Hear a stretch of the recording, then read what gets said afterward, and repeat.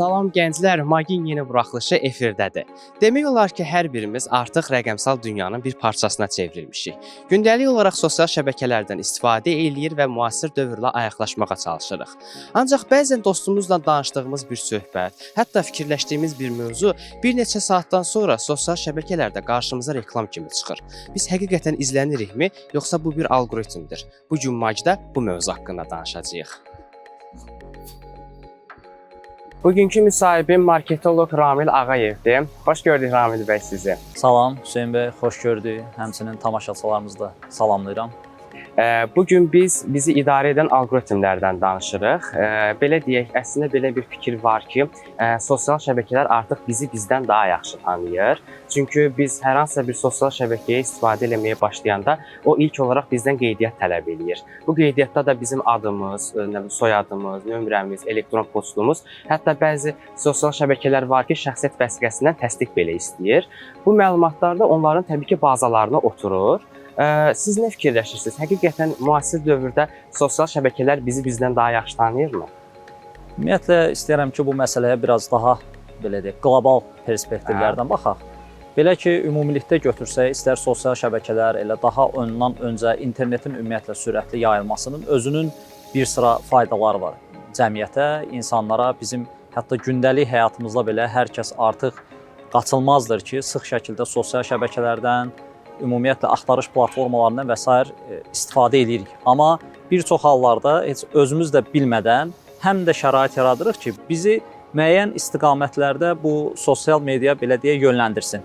Bu daha çox reklam məsələləri olsun, axtarış platformalarında bizim maraqlarımız nə istiqamətdədir, bu istiqamətdən olsun. Bəli, düz vurğulayırsınız ki, bütün demək olar ki, sosial platformalar qeydiyyatdan keçən zaman bizdən müəyyən şəxsi məlumatlarımızı istəyir. Bu təbii ki, bir qaçılmaz bir haldır. Bunun həm də özünün bir təhlükəsizlik tərəfi vardırsa, bir də reklam tərəfi var. Biz bunun bugün istəyərdim ki, daha çox marketinq və reklam tərəfindən danışaq ki, biz bunun necə müsbət həllərini görürük. Bir çox iri şirkətlər, hətta artıq kiçik şirkətlər belə, kiçik sahibkarlar belə başlayıblar bu sosial şəbəkələrin reklam həllərindən müsbət mənada istifadə etməyə.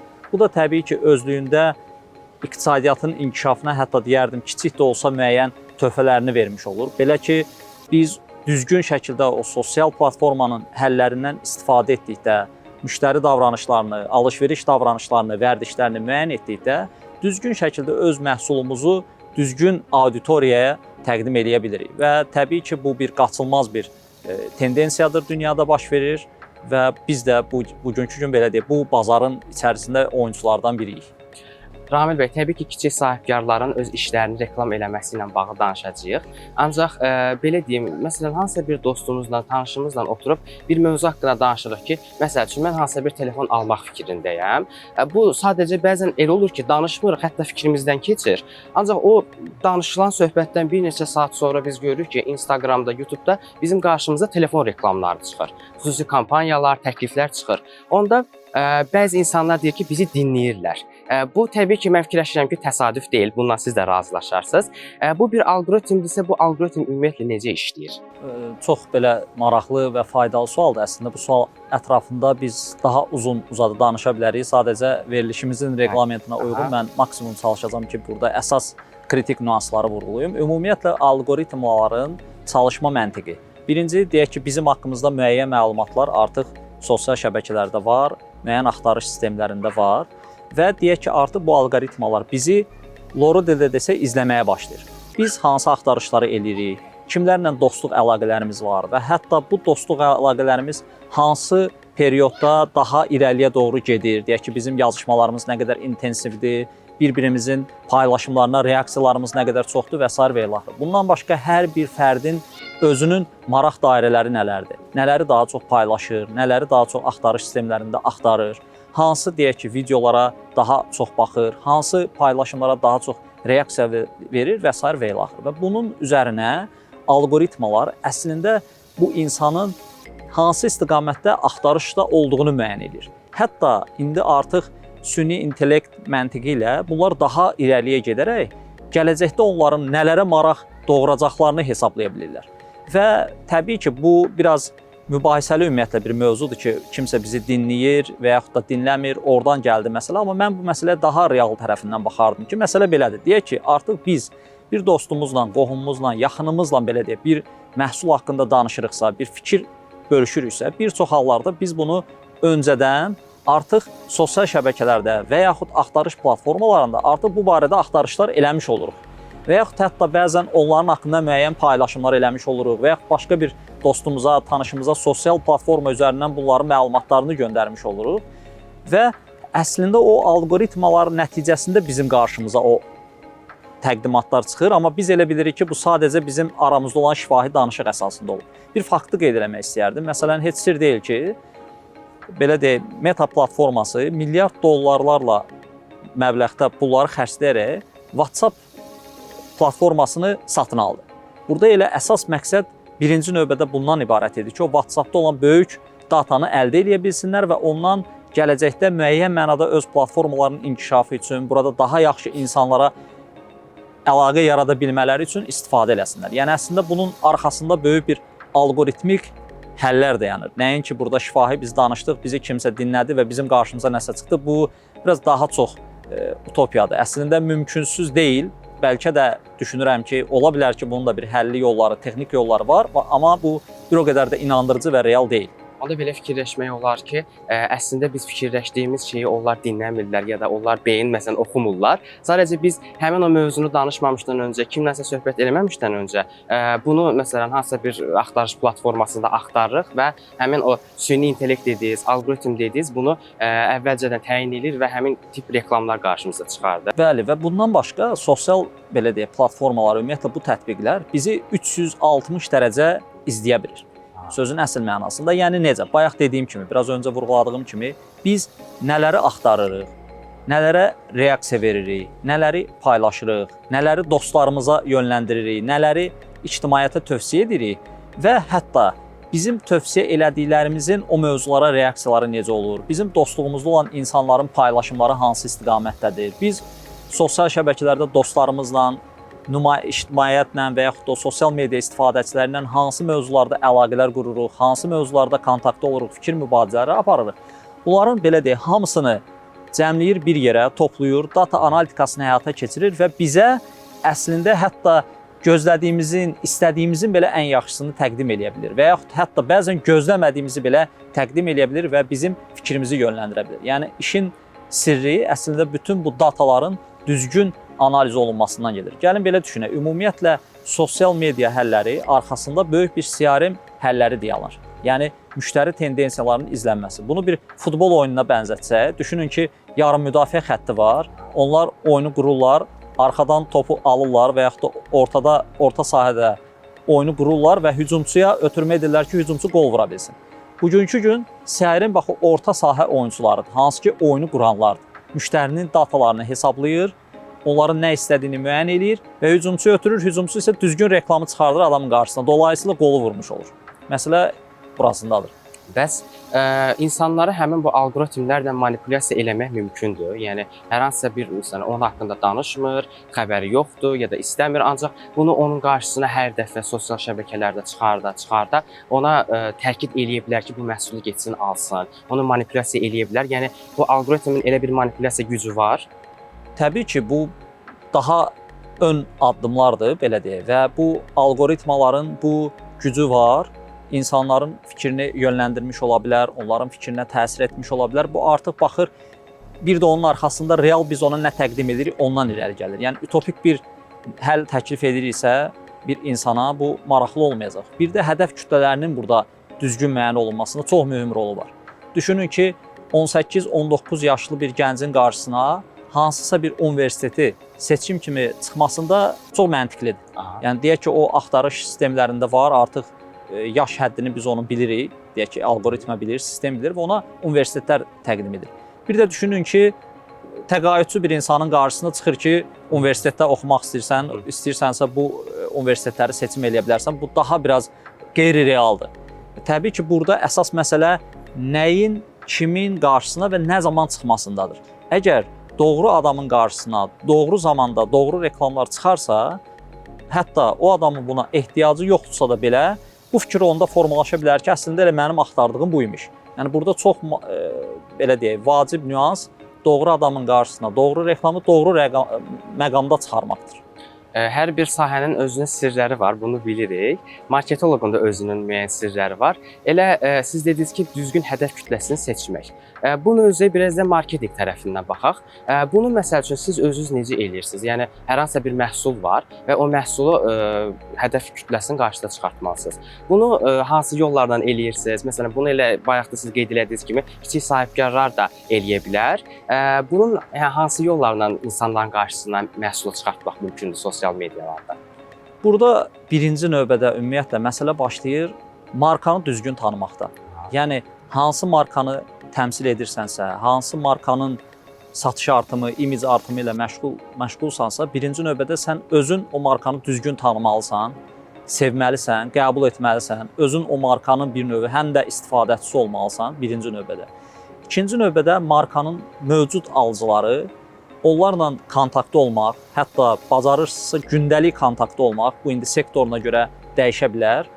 Bazar araşdırmaları nəticəsində bu markanın alıcıları kimlərdir, müştəriləri kimlərdir, o müştərilərin başqa alışqanlıqları nələrdir, başqa bu sahədəki markanın istifadəçiləri kimlərdir, bizi niyə seçirlər, onları niyə seçirlər, bizim zəif və üstün cəhətlərimiz nələrdir, rəqiblərimizin zəif və üstün cəhətləri nələrdir. Bunun əsasında biz həm mövcud müştərilərimizə, həm potensial müştərilərimizi təyin eləyərək, müəyyən eləyərək onlara yönəlik doğru düzgün kampaniyalar təyin eləyə bilərik. Yəni burada vacib məsələ düzgün hədəf kütləsinin müəyyən olunması. Düzgün hədəf kütlənin müəyyən olunması üçün də yenə deyirəm, markanı birinci dəqiq düzgün tanımalıyıq və onu düzgün mövqeləndirməsini bacarmalıyıq. Əslində işin kökündə bu marka məsələsi dayanır, markanın mövqeləndirilməsi məsələsi.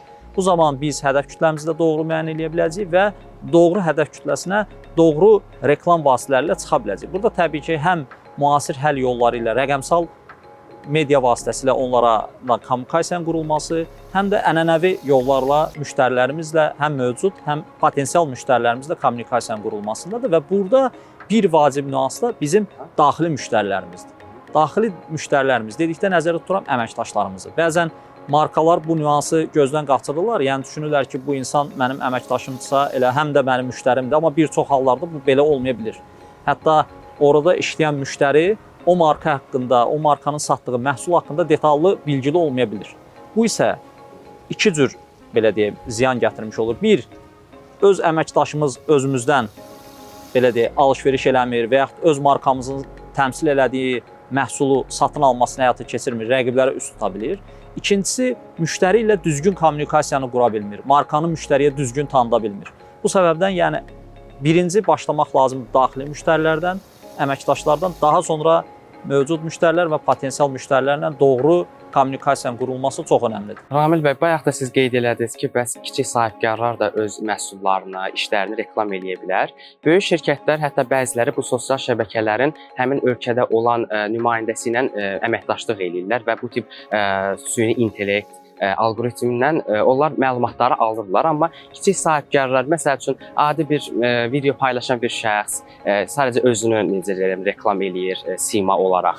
Onlar düzgün bu kütləni necə seçə bilərlər? Onlar necə alqoritmlə işləməlidirlər? Burada birinci növbədə istəyərdim vurğulayaq bunu ki, bizim xüsusən biznesə yeni başlayan, hələ inkişafın ilkin pillələrində olan kiçik sahibkarlarımız ümumiyyətlə marketinq yönümlü, reklam yönümlü fəaliyyətlərə xərcləmə etməkdən çəkinməsinlər. Yəni marketinqə işin başında bir xərc kimi baxmasınlar. Bunu bir xərc kimi görməsinlər, daha çox gəlir kimi görsünlər. Yəni əslində işin əsası buradadır. Əgər onlar burada müəyyən dərəcədə xərcləməkdən çəkinməsələr, düzgün, yəni kənar xidmətlər alaraq, hansı ki bizim elə ölkəmizdə də kifayət qədər peşəkar təşkilatlar var, belə deyək, hansı ki bu işlə məşğuldurlar, sırf bu reklamlarla, rəqəmsal həllərlə, alqoritmlərin işləmə məntiqi ilə məşğuldurlar. Bununla bağlı irili, xırdalı bir çox şirkətlər var, hətta fərdi məşğul olan fiziki şəxslər var. Bunlara yönəlsələr, müəyyən bir məbləğdə ödənişlər etsələr, müqavilə təbii ki şərtləri əsasında, onlar ilkin o kiçik başlayan sahibkar üçün çox yaxşı həllər təklif edə bilər. Həm bu sahibkara bu cəhətdən bir yük düşməz ki, o daxildə böyük bir komanda yaratsın, bunun üçün bir iş yükü yaratsın, əlavə xərcləmə eləsin. bu outsource belə deyək, xidmətin alınması daha ucuza başa gəlmiş olar bu kiçik sahibkar üçün. Həm də bu işdə daha peşəkar olan insanlar, bu işin bir çox tərəflərini bilən insanlar o sahibkarın məhsulunun daha çox auditoriyaya və düzgün auditoriyaya çatmasında sahibkara yaxşı mənada ciddi dəstək ola bilərlər. Mən bu istiqamətdə düşünürəm ki, həldən istifadə eləsələr daha faydalı olmuş ola bilər. Belə deyim, sizin təcrübəniz əsasında deyə bilərsiniz ki, reklamın da müəyyən növləri var. Hansı tip reklam daha çox müştəri gətirir, daha çox gəlir gətirir? Həmin elə bu sosial şəbəkələrdə edilən reklamlarmı, yoxsa daha ondan üstün reklam yolları da var? Ümumiləşdirsək bu mövzunu, biz həm rəqəmsal, yəni müasir dünya trendinin gətirib çıxardığı rəqəmsal reklam həlləri, həm də ənənəvi reklam həllərindən istifadə etmək bir növ məcburiyyətindəyik. Çünki hər ikisinin özünün istifadəçisi var, hər ikisinin istifadəçisinə təsir eləmə gücləri fərqlidir, metodları fərqlidir. Bir də bunların ümumiyyətlə üst-üstə düşməsi halları var. Yəni biz bütün nöqtələrdə müştərilərimizin qarşısına çıxa biliriksə, təbii ki, onda daha yaxşı algı yarada bilirik. Onların fikrinə daha belə deyək, dərindən toxuna bilirik. Ona görə bunların miksini tətbiq etməkdə daha böyük fayda var. Amma fərq nədədir? Bugünkü gün biz ənənəvi medianın gətirisini tam da ölçə bilmirik.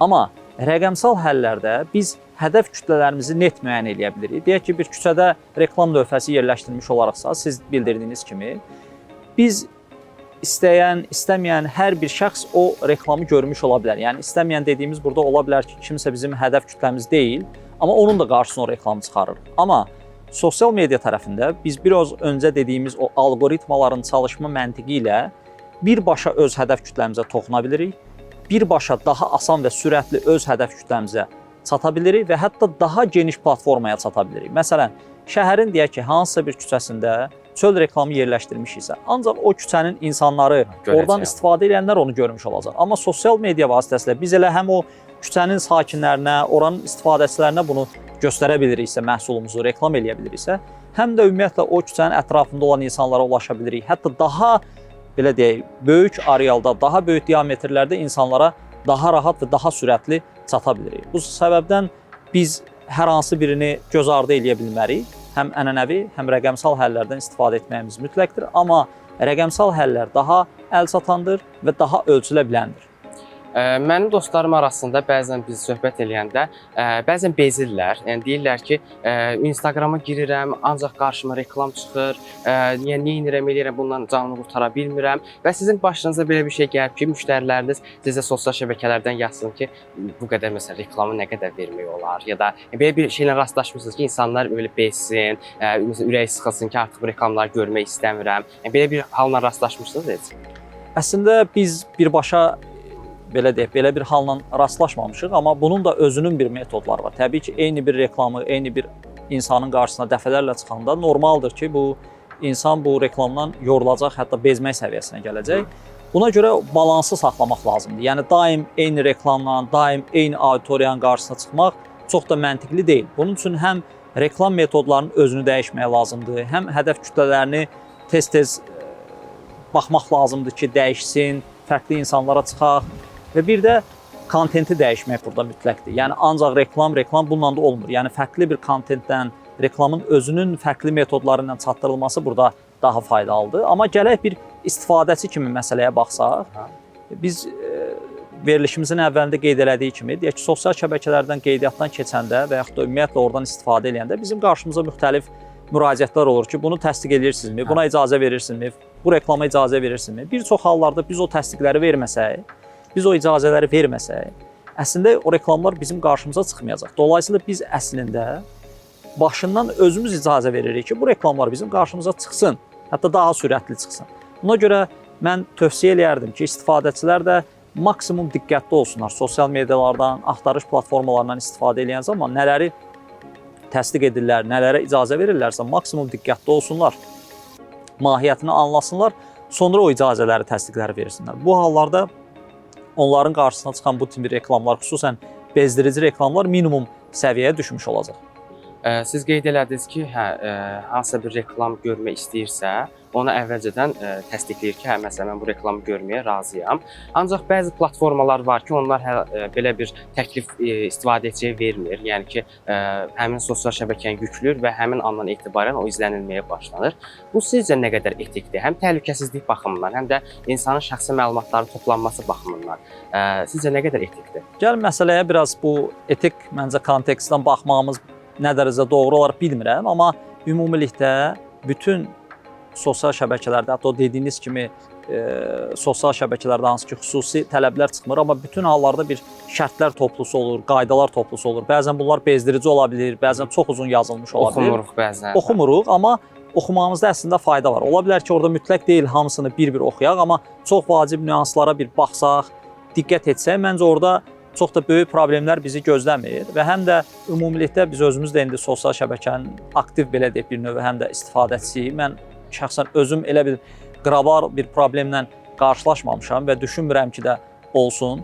Burada mən ümumiyyətlə bir nüansı diqqətdə saxlamaq istəyirəm. Bizim müvafiq dövlət qurumlarımız çox mükəmməl səviyyədə bu işlə bağlı çalışmalar həyata keçirirlər. IT təhlükəsizlik həlləri olsun, ümumiyyətlə təhlükəsizlik məsələlərinə çox ciddi şəkildə riayət olunur, nəzarət olunur. Hətta burada müəyyən həllər tətbiq olunur, alqoritmik həllər və s. Bunun özü çox faydalıdır ki, ümumilikdə insanlarımızın məlumatlarının təhlükəsiz mühitdə qorunub saxlanması məsələləri bizim burada dövlət siyasətimiz mən düşünürəm ki, çox uğurla həyata keçirilir və narahat olmağa dəyməz deyə düşünürəm. Bir də Ramil bəy, belə deyim, insanların bunlardan yaxa qurtarmağın hansı bir yolu varmı? Təbii ki, dediniz ki, onları oxuyub, təsdiqləməsə reklamlar qarşısına minimum çıxacaq. Amma bu şəxs ümumiyyətlə elə bir şey də istəmir, ümumiyyətlə reklamda istəmir. Bunun üçün sosial şəbəkədən imtina eləmək lazımdır. Yoxsa bunun hansısa bir yolları var ki, bizim şəxsi məlumatlarımızı götürməsinlər. Yəni düzdür, müasir dövrdə bu biraz çətindir. Amma varsa bunu istəyərik sizdən eşidək. Əslində məsələ burada imtina eləmək bir növ bir çıxış yolu deyil, özün dünyaya qapılarını bağlamağa bərabərdir. Bu qaçılmaz bir nüansdır, günümüzün tələbidir, bazarın reallığıdır, dünya trendidir. Amma yenə dediyim kimi maksimum sosial şəbəkələrdən istifadə zamanı diqqətli olmaq lazımdır. Orada ayarlar bölməsinə daxil olub texniki göstəriciləri, məlumatları izləmək lazımdır. Bundan başqa müəyyən texnik həllər də var. Məsələn, Google platformasında ora daxil olaraq ümumiyyətlə mənim şəxsi məlumatlarımı paylaşma deyə ayarlar bölməsindən belə bir bölmə var. Onu seçə bilərlər. Məsələn, ümumiyyətlə məlumatları digər platformalardan paylaşılmaz, oradakı axtarışları başqa kimlərinsə qarşısına çıxmaya bilər. Yəni müəyyən bu kimi nümunə olaraq mən də bunu bildirdim. Həll yolları var. Yəni insanlar, istifadəçilər bundan istifadə etsələr daha faydalı olar. Nəinki yəni o bir seçim deyil ki, ümumiyyətlə biz sosial şəbəkələrdən istifadə eləməyək. O zaman özümüzün trendlərdə məlumatçılığımız baş vermiş olacaq, informasiya qıtlığımız yaranmış olacaq. Amma maksimum özümüzü maraqlandıran, bizə faydalı olacaq məlumatları axtarış etməyimizdə, bu kimi nüansları diqqət eləməyimizdə fayda var deyə düşünürəm. Ramil bəy, bu faydalı və maraqlı söhbət üçün sizə təşəkkür edirik. Öz fikirlərinizi, öz təcrübələrinizi bizlə bölüşdünüz. Çox təşəkkür edirik. Minnətdaram, sağ olun. Dostlar, bugün sosial şəbəkənin qaranlıq üzü haqqında danışdıq, amma yenə də siz bizi sosial şəbəkə hesablarımızdan izləməyi və öz mövzu təkliflərinizi yazmağı unutmayın. Bizə ayrılan vaxt burada sona çatır. Sağ olun, salamat qalın.